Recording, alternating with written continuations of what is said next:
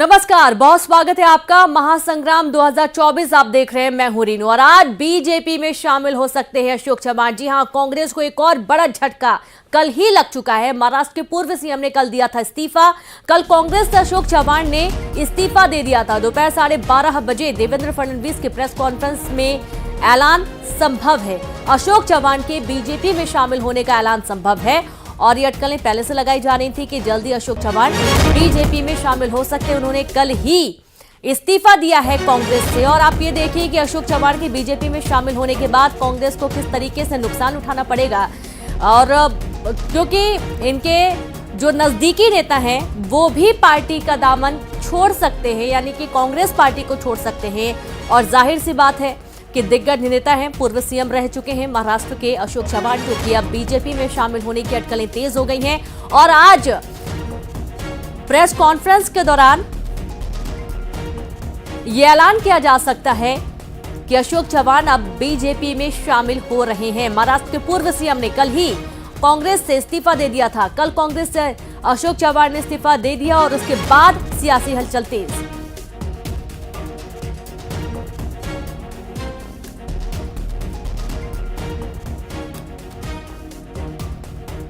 तो दोपहर 12:30 बजे देवेंद्र फडणवीस की प्रेस कॉन्फ्रेंस और सीधे रुक करेंगे। संवाददाता प्रशांत जुड़ गए हैं। प्रशांत, कल ही चौंका दिया था पूर्व सीएम अशोक चव्हाण ने कांग्रेस से इस्तीफा देने के बाद, और आज जानकारी कि 12:30 बजे के तकरीबन देवेंद्र फडणवीस की प्रेस कॉन्फ्रेंस में एक ऐलान भी संभव हो सकता है। क्या बीजेपी ज्वाइन कर सकते हैं पूर्व सीएम अशोक चव्हाण? प्रशांत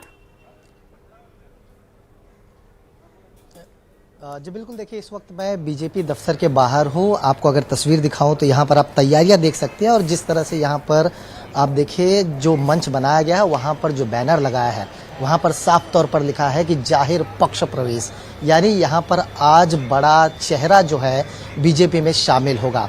कल जिस तरह से अशोक चौहान को लेकर खबरें सामने आई, उन्होंने अपने तमाम पदों से कांग्रेस से इस्तीफा दे दिया। उसके बाद कल भी देवेंद्र फडणवीस से यहाँ हमारी मुलाकात हुई थी। उनसे जब हमने बात की तो उन्होंने सिर्फ एक इशारा दिया था कि आगे आगे देखिए होता है क्या, और क्या होता है आज यहाँ पर स्पष्ट दिखाई दे रहा है। क्योंकि 12:30 बजे का समय तय किया गया है जब यहाँ पर महाराष्ट्र के उप मुख्यमंत्री देवेंद्र फडणवीस यहाँ मौजूद रहेंगे, तो देखना होगा कि अशोक चौहान ये चेहरा यहाँ पर नजर आता है, और आता है तो क्या ये आज बीजेपी में शामिल होंगे। इशारा यही दिया जा रहा है कि नया चेहरा, नया नाम, नया बड़ा चेहरा यहाँ पर आज बीजेपी में शामिल होगा। देखिए अशोक चौहान वो नाम है जो महाराष्ट्र में कांग्रेस पार्टी में एक रुतबा, एक अपना पकड़ रखते हैं।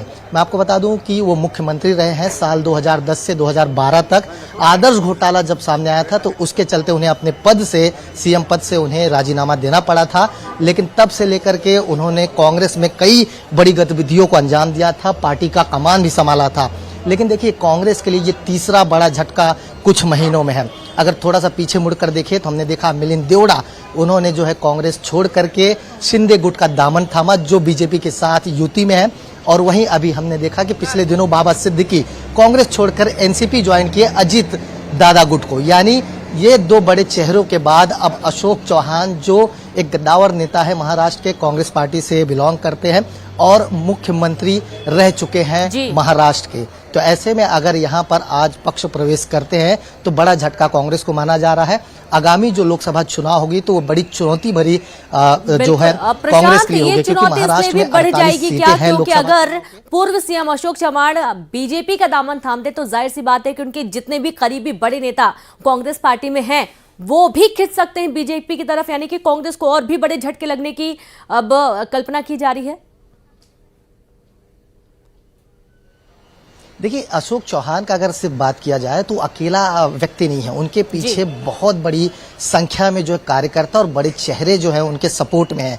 अगर वो बीजेपी में शामिल होते हैं तो जाहिर सी बात है उनसे जुड़े जो लोग हैं यहाँ पर वो भी बीजेपी की तरफ अपना रुख करेंगे। बहरहाल हमें इंतजार करना होगा 12:30 बजे का, जो समय तय बीजेपी की तरफ से किया है। जब यहाँ पर मंच पर देवेंद्र फडणवीस खुद मौजूद रहेंगे तो देखना होगा कि अशोक चौहान के साथ साथ और कौन से चेहरे नजर आते हैं। क्या से लगाया जा रहा है है कि अशोक चौहान के संपर्क में उनके ही पार्टी के 2 से 4 और ऐसे बड़े नाम हैं, बड़े चेहरे हैं जो उनके साथ जुड़ने की पूरी आसार जता रहे हैं। और यही वजह है कि आज यहाँ पर जिस तरह मैंने दिखाया कि तैयारियां जो है सवेरे से बीजेपी दफ्तर के बाहर शुरू की जा रही है हो चुकी हैं और उम्मीद यही है कि आज तकरीबन 12:30 बजे जो प्रेस कॉन्फ्रेंस होंगी उसमें ऐलान भी हो सकता है। बहुत शुक्रिया आपका प्रशांत, तमाम जानकारी साझा करने के लिए। आगे भी आपसे अपडेट लेते रहेंगे, नजर बना के रखिए। तो इस तरीके से आप देखिए कि बड़े बदलाव की उम्मीद इस वक्त महाराष्ट्र की सियासत में देखी जा रही है। और रुक करेंगे कुछ और महत्वपूर्ण खबरों का। लोकसभा चुनाव के लिए बीजेपी की तैयारियां तेज हो चुकी हैं। छत्तीसगढ़ में बीजेपी ने बनाई 11 समितियां जहां तेजी से काम करने के लिए निर्देश दिए गए। 20 दिनों में सभी कार्य पूरा करने के निर्देश दिए गए हैं। समितियों को हर बूथ तक पहुंचने की सौंपी गई है जिम्मेदारी। तैयारियों की लगातार समीक्षा हो रही है। आप ये देखिए कि बीजेपी तैयारियां तो कर ही रही, लेकिन तैयारियों के साथ साथ उन तैयारियों की समीक्षा भी हो रही कि तैयारियां कहां तक पहुंची हैं। यानी कि किसी भी तरीके से कोई कोर कसर नहीं छोड़ना चाहती है बीजेपी। और यही कारण है कि राज्य स्तर से लेकर ब्लॉक स्तर तक में तमाम कसावट लाने की भरपूर जिम्मेदारी दी गई है नेताओं को। क्लस्टर्स में बांट दिया गया है क्षेत्र। और अब आप ये देखिए कि नई तैयारी 11 समितियां बीजेपी ने बनाई हैं। संवाददाता आकाश शुक्ला जुड़ गया। आकाश, जबरदस्त तैयारियां, एक तरफ जिम्मेदारी तैयारियों को लेकर और दूसरी तरफ ये समीक्षा भी की जा रही है बीजेपी की तरफ से कि जो तैयारियां की जा रही हैं वो कहां तक पहुंची हैं। यानी कि बहुत ही बारीकी से काम हो रहा है। आकाश जी बिल्कुल, देखिए 11 सीटें जो जीतने का लक्ष्य रखा है अब एक्शन मोड पे आ चुकी है। अभी आप कुछ दिन पहले देखेंगे कि किस तरीके से बीजेपी की चरणवार बैठक हुई, विधायक दल की बैठक हुई। इसके साथ ही जो बीजेपी के संगठन के लोग हैं वो लगातार बैठक कर रहे हैं। अब ये 11 समितियां क्या है? 11 समिति वो है जो जमीनी स्तर पर बूथों तक जाएगी, लोगों से मिलेगी। इसमें संपर्क समिति है जो स्व सहायता समूह से मिलेगी, इसके अलावा सामाजिक लोगों से मिलेगी। गांव चलो अभियान की अलग समिति, राम दर्शन के लिए जो योजना लाई गई है किस तरीके से उनको बताना है। तो केंद्र सरकार की जितनी भी योजना है उसको लोगों तक पहुंचाना एक लक्ष्य रखा गया है। और सभी समितियों को जिम्मेदारी बांटी है, क्योंकि जिम्मेदारी बांटने का साफ तौर पे इसका फायदा ये मिलता है कि लोगों को जिम्मेदारी देने के बाद वो अपने जो लक्ष्य पे जुड़ जाते हैं और एक समय सीमा पे पूर्ण निर्धारित किया जाता है, वो पूर्ण करके ये रिपोर्ट देते हैं। तो 20 दिन ऐसा समय सीमा रखा गया है जिसमें ये सभी रिपोर्ट देंगे, बताएंगे। इसका फायदा ये भी मिलेगा लोकसभा चुनाव में कि जमीनी स्तर पे स्थिति क्या है उसका पता चल जाएगा। कहीं पे अगर बूथ कमजोर है तो उसकी भी जानकारी मिल जाएगी, कहां पे हम बढ़त बना सकते हैं, कहां पे भाजपा बढ़त बना सकती है, कहां पे कमजोर है तो वहां पे ज्यादा फोकस किया जाता है। ये तमाम जो चीजें हैं वो इसके रिपोर्ट के हिसाब से आएगा और भाजपा इस पे सीधे तौर पे काम करेगी। देखिए जल्द ही अभी संभव है कि फरवरी में कुछ सीटों के लिए प्रत्याशी की घोषणा हो सकती है, उसके लिए भी तैयारी शुरू हो चुकी है। कुछ रिपोर्ट संगठन के पास जा चुके हैं। वहीं जो दावेदारी पेश कर रहे हैं, जो प्रत्याशी जो भाजपा के नेता दावेदारी पेश कर रहे हैं, उनकी रिपोर्ट भी जारी है। तो ये तमाम जो गतिविधियां हैं लोकसभा चुनाव को देखते हुए आगे युद्ध स्तर पर बीजेपी अभियान और भी तेज करेगी। बिल्कुल, यानी कि अभियान में और अभी तेजी देखने को मिलेगी। जिस तरीके से लगातार बीजेपी जुटी हुई है जमीन पर अपनी पकड़ मजबूत बनाने के लिए। बहुत शुक्रिया आपका आकाश, तमाम जानकारी साझा करने के लिए। तो इस तरीके से बीजेपी की कोशिश कि पूरे छत्तीसगढ़ में किस तरीके से जगह बनाई जा सके। और अब बात करेंगे भोपाल में आज विधायकों के साथ डिनर का आयोजन होने जा रहा है, जहां कमलनाथ करेंगे विधायकों के साथ डिनर। रात 8 बजे विधायकों को डिनर पर बुलाया गया। राज्यसभा चुनाव से पहले विधायकों के साथ डिनर का आयोजन एआईसीसी जल्द कर सकता है। राज्यसभा उम्मीदवारों के नामों का ऐलान। एमपी से मिलने वाली एक सीट के लिए कांग्रेस के कई नेताओं के नाम दौड़ में शामिल हैं। मध्य प्रदेश से सोनिया गांधी को राज्यसभा भेजने को लेकर पार्टी आग्रह कर चुकी है। संवाददाता वासु जुड़ गए। वासु, राज्यसभा सीट एक मध्य प्रदेश की तरफ से कांग्रेस के लिए, और अब ये देखा जा रहा है कि इस एक सीट के लिए कई सारे नामों के बीच में सोनिया गांधी का नाम अव्वल पर है। पूरी जानकारी। बिल्कुल, देखिए मध्य प्रदेश में राज्यसभा की एक सीट जो है वो कांग्रेस के खाते में जानी है और जल्द ही इसके लिए जो नॉमिनेशन की पूरी प्रक्रिया है अब वो शुरू होने वाली है। और मध्य प्रदेश कांग्रेस से ये लगातार कई सारे जो नाम है वो निकलकर सामने आ रहे हैं, चाहे कमलनाथ का हो, अरुण यादव का हो। और इस सबके बीच मध्य प्रदेश कांग्रेस ने सोनिया गांधी से आग्रह किया है कि आप मध्य प्रदेश से राज्यसभा के सदस्य होने के लिए जाइए। हालांकि इसको लेकर आखिरी फैसला खुद सोनिया गांधी को करना है, लेकिन बीते दिनों कमलनाथ के मध्य प्रदेश से राज्यसभा जाने की जो खबरें हैं वो काफी तेजी से उठी थी और ये भी बताया गया था कि कमलनाथ ने आलाकमान से मुलाकात की है और वहां पर उन्होंने इच्छा जाहिर की है कि उन्हें मध्य प्रदेश से राज्यसभा भेजा जाए। बहरहाल आलाकमान ही ये फैसला करेगी कि किसे राज्यसभा भेजा जाना है, लेकिन इस सबके बीच जो अभी विधानसभा का सेशन चल रहा है और इसी दौरान कमलनाथ ने विधायकों को आज डिनर पर बुलाया है। रात 8 बजे कमलनाथ के भोपाल स्थित निवास पर कांग्रेस विधायकों का जो डिनर है वो आयोजित किया गया है और इसके चलते इस पूरे मामले को राज्यसभा के चुनाव से भी जोड़कर देखा जा रहा है। और इस पूरे जो कार्यक्रम है इसमें न सिर्फ विधायक बल्कि कांग्रेस के तमाम जो बड़े नेता हैं वो भी वहां पर जुटने वाले हैं। तो ये एक डिनर डिप्लोमेसी जो है किया जा रहा है काफी महत्वपूर्ण होने वाला है। वासु, बहुत शुक्रिया आपका जानकारी के लिए। मध्य प्रदेश में बीजेपी पहले से ज्वाइनिंग महाअभियान चला रही है और अब कांग्रेस ने कम से कम अभियान ना सही पत्र लिखकर ऑफर पॉलिटिक्स की शुरुआत कर दी है। कांग्रेस नेता ने पूर्व लोकसभा स्पीकर सुमित्रा महाजन को कांग्रेस में शामिल होने का न्योता दिया है। कांग्रेस का यह पत्र पिछले दिनों सुमित्रा ताई के लिखे पत्र का जवाब भी माना जा रहा है।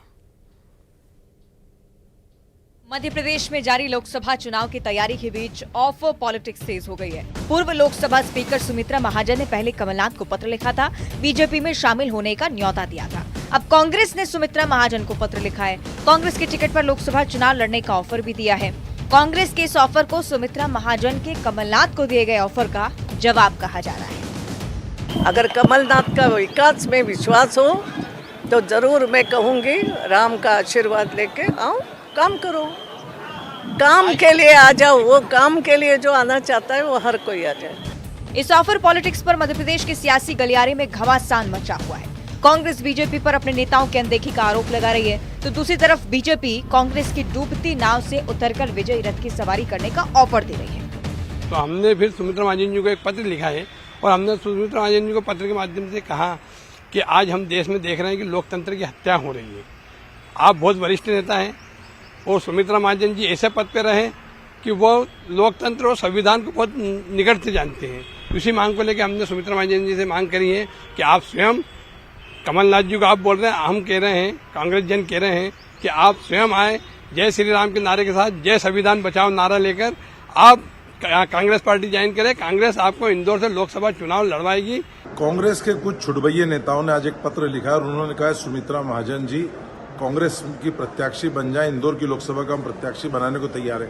अब पहले ये तय तो कर ले कांग्रेस में टिकट कौन बांटेगा। सोनिया गांधी, खड़गे जी, राहुल गांधी, प्रियंका गांधी के जीतू पटवारी, कमलनाथ, दिग्विजय सिंह कौन बांटेगा।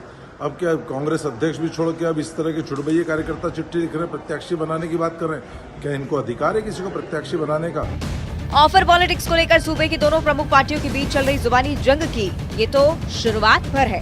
जैसे जैसे लोकसभा चुनाव की सरगर्मी जोर पकड़ती जाएगी, दोनों पार्टियों के बीच जुबानी जंग और एक दूसरी पार्टी के नेताओं को अपने पाले में करने की कवायद तेज हो जाएगी, जिसका अभियान बीजेपी पहले से ही चला रही है और आए दिन इसका असर भी देखने को मिल रहा है। Bureau report, news 18।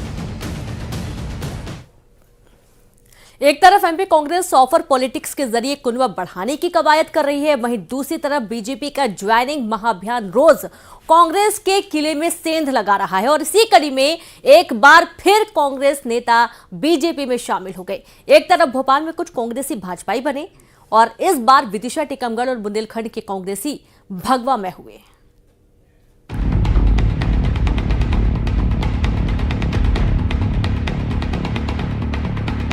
BJP joining महाअभियान के हर पड़ाव पर कोई न कोई कांग्रेस नेता भगवाधारी बन रहा है। इसी कड़ी में एक बार फिर विदिशा, टीकमगढ़ के कई कांग्रेसी बीजेपी में शामिल हुए।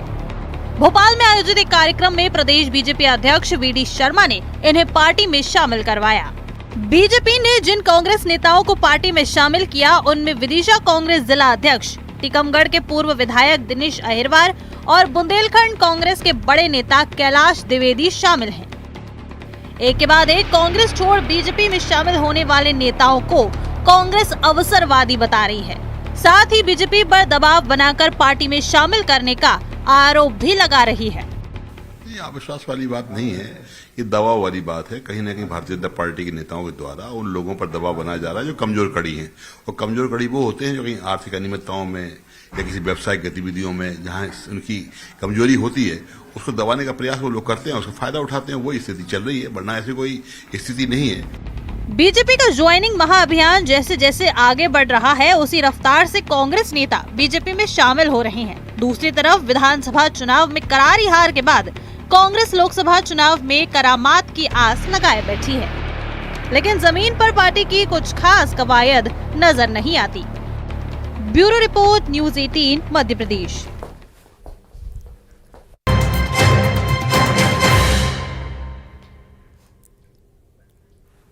ब्रेक के बाद एक बार फिर से आप सभी का स्वागत है। इंदौर में बच्चों के झगड़े में भिड़े दो पक्ष पतंग उड़ाने को लेकर पूरा विवाद शुरू हुआ था और झगड़े में हथियार लहराते वीडियो भी सामने आया। दोनों पक्षों के खिलाफ मामला दर्ज किया गया। छतरीपुरा के सिलावटपुरा का पूरा मामला है और आप ये देखिए कि जहां पर दो युवक हथियार लहराते हुए नजर आए हैं, जबकि ये करना कानूनी अपराध है। उसके बावजूद आप देखिए किस तरीके की घटनाएं सामने आती हैं और जब ये वीडियो सामने आया तो उस पर एक्शन लिए जाने की बात भी कही जा रही है। खबर इंदौर से है। पहले ही चाहे मध्य प्रदेश की बात करें चाहे छत्तीसगढ़ की बात करें, इस तरीके की घटनाओं पर एक्शन लिया गया है और संवाददाता मिथिलेश जुड़ गए। मिथिलेश, खुलेआम हथियार लहराते हुए लोग नजर आ रहे हैं और जाहिर सी बात है कि इस पर एक्शन तो लिया ही जाना चाहिए, लेकिन जिस तरीके का घटनाक्रम लगातार सामने आ रहा है इससे ये साफ तौर पर समझ में आता है कि खौफ तो है नहीं कानून का, लेकिन लोगों की समाज में अराजकता फैलाने का भी ये एक पहला पायदान होता है। जिस तरीके की तस्वीरें हम देख पा रहे हैं, महज पतंग उड़ाने को लेकर विवाद इतना ज्यादा बढ़ गया कि दोनों पक्षों ने झगड़ा किया और इसमें हथियार लहराए गए। एक बार फिर से मिथिलेश का रुख करते। मिथिलेश, छोटा सा विवाद इतना ज्यादा बढ़ गया कि हथियार लहराते, वो भी रोड में, चलती रोड में साफ तौर पर लोग नजर आ रहे हैं। क्या कोई एक्शन लिया गया इस पूरे मामले पर? देखिए, सबसे पहले मैं आपको बताना चाहूंगा कि ये विवाद जो है ये पतंग उड़ाने की बात को लेकर विवाद शुरू हुआ था। दो बच्चे हैं, पतंग उड़ा रहे थे, एक बच्चे के द्वारा दूसरे का पतंग काट दिया गया और बच्चों के विवाद में बड़ों का विवाद शुरू हो गया और विवाद इस कदर बढ़ा कि दोनों ही परिवार आमने सामने हो गए। उसमें महिलाएं, बच्चे, हर वर्ग के लोग शामिल थे और वो जो विवाद है घरों से लेकर सड़क पर चलता रहा। दोनों ही जो परिवार के लोग हैं, जो घर में हथियार रखे हुए थे, तलवार रखा हुआ था, डंडे, पाइप, जो भी उन्हें मिला उसे लेकर सड़कों पर उतर आए और जो तस्वीर है वो तस्वीर में सामने आ चुकी है कि दोनों पक्षों के बीच में जमकर मारपीट हुई। फिलहाल पुलिस ने दोनों ही पक्षों के खिलाफ केस दर्ज किया है, गंभीर धाराओं में केस दर्ज किया है क्योंकि तलवार लहराते हुए वीडियो सामने आया है। और सबसे बड़ी बात है और हैरान करने वाली बात है कि मामूली सी बात थी, पतंग उड़ाने की बात थी और बच्चों के विवाद में परिवार का विवाद शुरू हो जाता है और विवाद बहुत ज्यादा बढ़ जाता है। कई लोग को चोट भी आई है। फिलहाल पुलिस ने लेकिन इसमें बड़ी कार्रवाई करते हुए दोनों पक्षों पर केस दर्ज किया है। बहुत शुक्रिया आपका मिथिलेश तमाम जानकारी के लिए। तो पुलिस ने दोनों ही पक्षों के खिलाफ मामला दर्ज कर लिया है, आगे की जांच की जारी है। जबलपुर से आस्था ट्रेन होगी रवाना। अयोध्या के लिए आज रवाना होगी आस्था ट्रेन। 1400 श्रद्धालुओं को लेकर रवाना होगी ट्रेन। दोपहर 2:30 बजे ये ट्रेन को हरी झंडी मिलेगी और प्लेटफॉर्म नंबर 1 से ये ट्रेन रवाना होने वाली है। 16 फरवरी को ट्रेन की वापसी होगी और आप ये देखिए कि तकरीबन 1400 श्रद्धालु पहुंचेंगे रामलला के दर्शन करने के लिए अयोध्या। आस्था ट्रेन रवाना होने वाली है जबलपुर से और 16 फरवरी को इस ट्रेन की वापसी है।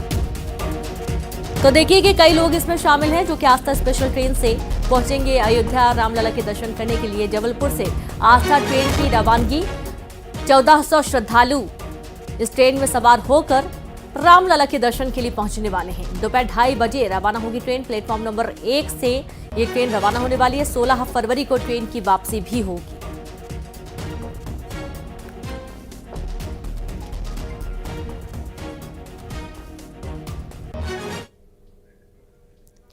इसी के साथ इस बुलेटिन में इतना ही। आप देखते रहिए न्यूज़ 18 मध्य प्रदेश छत्तीसगढ़। नमस्कार।